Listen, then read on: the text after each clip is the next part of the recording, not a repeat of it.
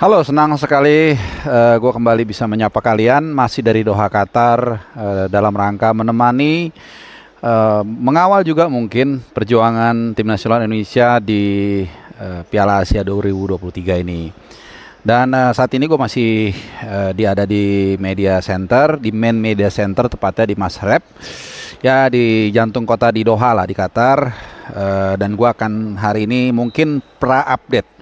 Jadi besok H-1 gue akan bikin prediksi preview lengkap menjelang pertandingan do or die Indonesia dan Vietnam.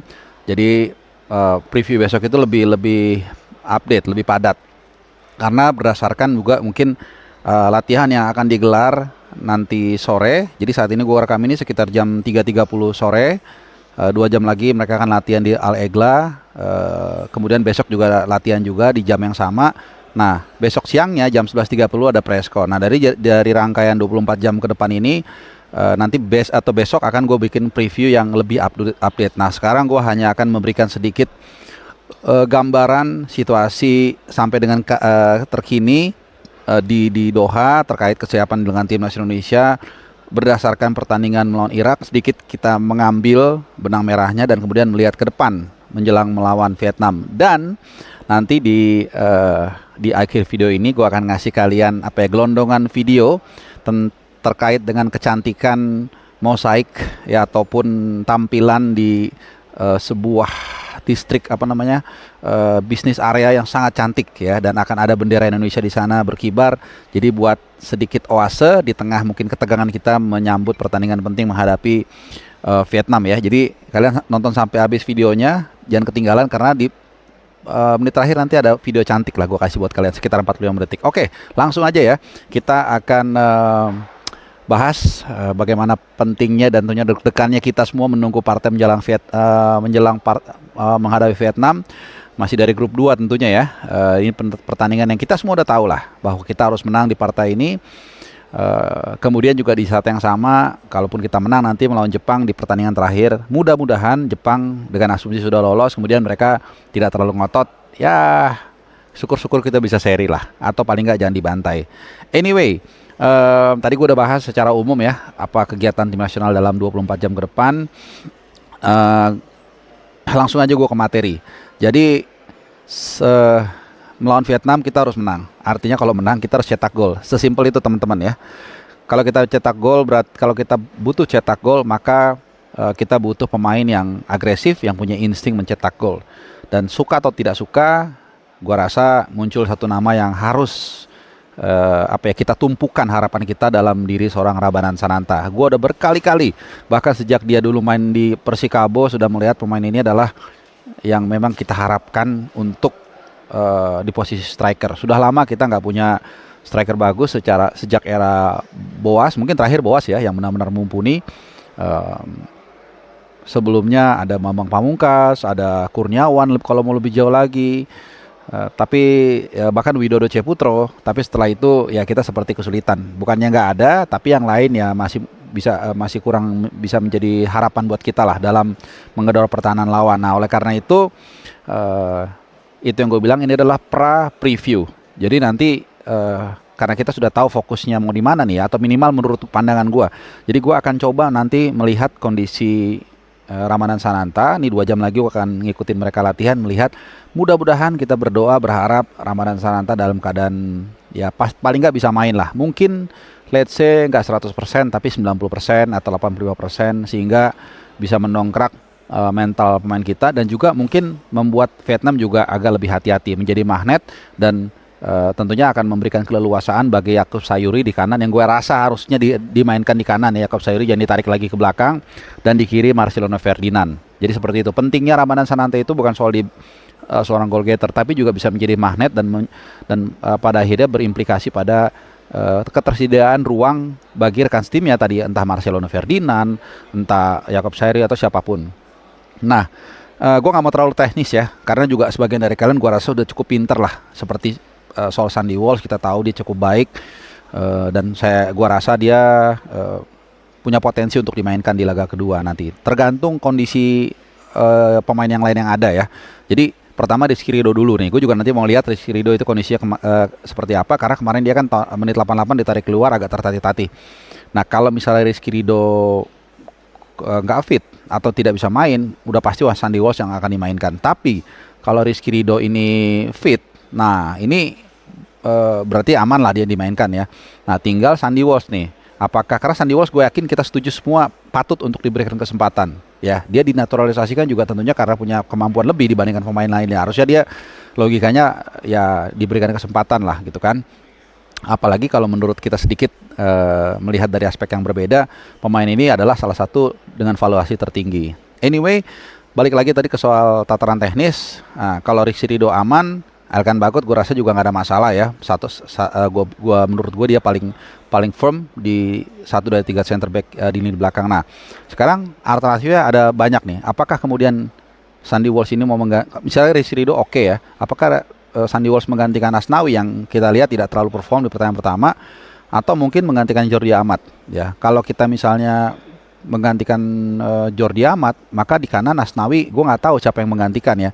Kayaknya nggak ada yang terlalu nggak ada yang terlalu mumpuni lah untuk menjadi sayap kanan. Kalau Yakob Sayuri ditarik ke bek kanan, bek sayap, sayang lini penyerangan kita akan berkurang agresivitasnya, dan kita sudah melihat kemarin bagaimana Yakob Sayuri menurut gua adalah man of the match di pertandingan kemarin. Paling nggak dia tampil sangat efektif, baik ketika di babak pertama dia main menyerang ya, berapa kali dia menekan pertahanan lawan dan termasuk juga 1 asisnya, dan juga ketika dia disuruh bertahan menggantikan Asnawi, kemudian Witan yang menyerang, ya dia juga bagus bertahan. Tapi kita lihat Witan tidak bisa menggantikan peran Yakob Sayuri untuk lebih agresif dengan lebih baik ya. Jadi agak susah nih. Tapi yang jelas kita berharap Rizky Ridho itu fit sehingga dia bisa dimainkan dengan Elkan Bagot. Dan ya mau nggak mau mungkin gue agak mikir sebenarnya Jordi Amat ya dicadangkan, karena dia dari mulai pemanasan pun di lawan Libya dia berapa kali melakukan kesalahan. Kemarin pun demikian. Bahkan kalau kita ingat ada satu momen pas 0-0 itu Irak dapat peluang ketika Jordi Amat kehilangan bola, tapi untung waktu itu di sliding tackle sama Elkan Bagot ya. Tapi ya nggak ada pilihan lain, jadi mungkin tetap Elkan Bagot, kemudian Jordi Amat dan Rizky Ridho. Asnawi mungkin digantikan Sandy Walsh. Gue yakin dari kalian semua rata-rata setuju ya, karena sekali lagi di bek kanan ini nggak banyak pilihan banget ya. Oke, kemudian di tengah gue rasa pilihan antara Ivar Jenner dan Justin Hubner so far masih cukup baik ya. Paling nggak 2 pemain ini bisa konsentrasi untuk bertahan sangat kuat. Memang untuk mengalirkan bola mereka tidak terlalu oke menurut gue, tapi kan kita masih punya 2 back sayap yang bisa membantu ke depan ya. Di kiri pertama Arhan, dan juga di kanan kita nggak tahu ya kalau nggak Asnawi atau Sandy Walsh. Sandy Walsh kemarin lawan Irak pas dia main 10 menit terakhir itu kelihatan dia punya insting dan juga visi ketika menekan ke depan. Jadi gua rasa kita aman di situ. Jadi nggak apa-apa 2 double pivot ini konsentrasi bertahan mereka cukup baik kok ya. Masih muda memang. Jadi gua agak cukup setuju lah bahwa ini adalah salah satu skuad termuda. Mereka hanya butuh jam terbang, pengalaman dan dorongan mental. Jadi jangan diganti, tinggal bagaimana memberikan semangat, motivasi ke mereka, dan juga supaya jangan nervous. Nah, mungkin ini sedikit kritikan teman-teman ya. Gue membayangkan kalau Sintayong ini bisa bahasa Indonesia atau mungkin minimal bahasa Inggris deh. Nah, ketika momen-momen seperti ini penting teman-teman ya. Karena kalau kita lihat bukan hanya dalam sepak bola, dalam perang pun gitu. Ketika mau perang itu kan jenderalnya atau komandan itu memberikan speech yang memberikan semangat ya. Tentunya dengan bahasa yang dimengerti teman-teman ya. Nah, kalau ini kan nggak bisa gitu loh. Ditranslate lagi beda yang ditranslate itu. Karena ketika kita bicara langsung, orang bisa merasakan emosi kita, getaran kita, passion kita, dan itu membuat para pemain itu bisa tumbuh semangat dan mentalnya. Nah, ini enggak. Jadi mungkin ini sedikit kritikan ya. Gue tidak mau berdebat Sintayong itu seperti apa, tapi ya mungkin kalian pernah lihat ya video klip potongannya Guardiola ketika memberikan semangat, itu kan kelihatan banget ya walaupun dalam bahasa Inggris, tapi bahasa Inggris kan ya rata-rata dimengerti orang semua lah. Jadi ketika dia mau mentransformasikan energi lewat verbal itu bisa didengar dengan pemain dengan baik. Jadi mungkin satu barrier atau kelemahan dari Sintayong soal bahasa ya. Dan ya mungkin ini juga menjadi masukan untuk pelatih ke depannya bahwa penting untuk mempelajari bahasa. Sekali lagi sedikit gue mau bicara soal Guardiola karena ini pelatih yang menurut gue terbaik saat ini. Ketika dia melatih Munchen pun dia langsung belajar bahasa Jerman, dan di preskon pertama setelah itu dia langsung bisa bahasa Jerman setelah belajar tiap hari. Ini sedikit masukan ya. Karena yang diperlukan timnas saat ini teman-teman adalah dorongan motivasi dan moral. Karena mereka secara permainan oke di pertandingan pertama, tapi yang mereka butuhkan adalah ketenangan dari pelatih yang ya tentunya dianggap role model mereka. Nah sedikit tadi gue udah singgung soal pemain di kanan, kalau memang memungkinkan Sandy Walsh yang akan menggantikan Mangku Alam, double pivot itu tinggal disuntikan motivasi. Ya gue agak makan waktu lumayan tadi 1 menit ya untuk menekankan hal itu karena penting nih teman-teman ya, karena mereka masih muda. Nah kemudian di kiri Pratama Arhan, gue nggak bilang, gue rasa kalau ada yang mengatakan dia permainannya so-so, enggak. Memang jangan lupa ya, gol kita itu diawali dari intercept Pratama Arhan kemarin. Dia bermain menurut gue ya kalau gue kasih nilai mungkin 7,5 lah ya.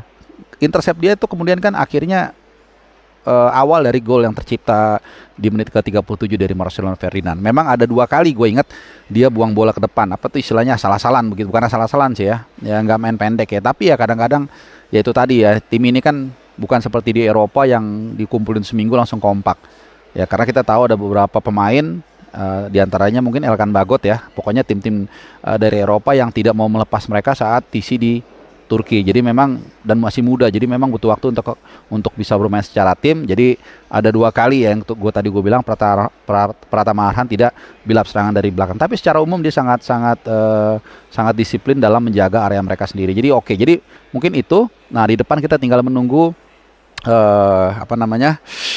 kebugaran dari Ramadhan Sananta. Sangat berharap banget karena kita butuh gol dan juga butuh teror ya untuk monster begitu ya, untuk membuat lawan tuh agak layback, agak takut ketika melihat ada seorang striker yang memang punya kemampuan untuk menjebol gawang lawan. Ya mungkin itu update gue dulu dari Doha Qatar terkait dengan kesiapan tim nasional Indonesia. Kalau mungkin kalian ada info terbaru, ada masukan atau ada request atau apapun itu, silakan tinggalkan komen di bawah. Mudah-mudahan bermanfaat untuk membuat channel gua ini lebih baik. Dan sekali lagi nikmati video ini langsung dari WSB Qatar yang gua ambil rekaman ini dari tengah jalan, dan gue tunggu momen ini selama 45 menit baru dapat angle dan jarak yang pas. Selamat menikmati video-video gue dan juga selamat menikmati sajian yang berikut ini.